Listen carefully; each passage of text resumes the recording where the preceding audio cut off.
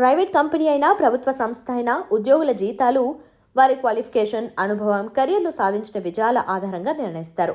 కొన్ని కంపెనీల్లోనైతే ఇలాంటివి ఏవీ ఉండవు. ఉద్యోగులను తరగతుల వారీగా విభజించి వేతనాలు నిర్ణయిస్తూ ఉంటారు. కొన్నిటిలో అత్యధిక వేతనాలు అందుకునే వారు కొద్ది మందే ఉంటారు. కంపెనీని బట్టి వీరి వేతనం ఉంటుంది. కొన్ని కంపెనీల్లో 1,00,000 నుండి 5,00,000 జీతం అందుకునేవారు వేళ్ల మీద లెక్క పెట్టచ్చు. ఇక కోట్లంటే ఏ ఒక్కరో ఇద్దరు ఉంటారు.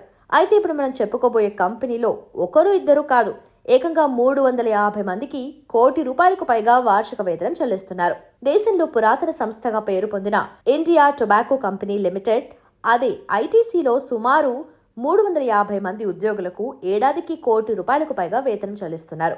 ఇక్కడ ఇంకో ఆశ్చర్యకరమైన అంశం ఏంటంటే ఐటీసీలో ఏటా వార్షిక వేతనం 1,00,00,000 అందుకునే వారి సంఖ్య పెరుగుతోంది తప్ప దిగిరావటం లేదు. గతంలో ఐటీసీలో 1,00,00,000 పైగా వార్షిక వేతనం అందుకునే ఉద్యోగుల సంఖ్య 282గా ఉండేది. ఈ ఏడాది అది 350కి చేరింది. అంటే 68 మంది ఉద్యోగులు కొత్తగా కోటీశ్వరుల జాబితాలో చేరారు.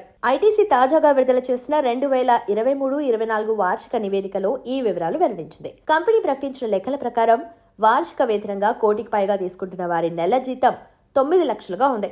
ఇక ఐటీసీలో అత్యధిక వేతనం అందుకుంటున్న వారిలో ఆ company chairman, managing director Sanjeev Puri ముందు వరుసలో ఉన్నారు. ఆయన వార్షిక వేతనం 28.62 కోట్లు పారితోషికం. ఇది గతంలో కంటే 50% పెరిగింది. కీలక నిర్వహణ సిబ్బంది కేఎంపీ వేతనం 59% పెరిగినట్లు కంపెనీ చెప్పింది.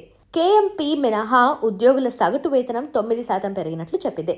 మార్చి 31, 2024 నాటికి ఐటీసీలో శాశ్వత ఉద్యోగుల సంఖ్య 24,567 చేరింది.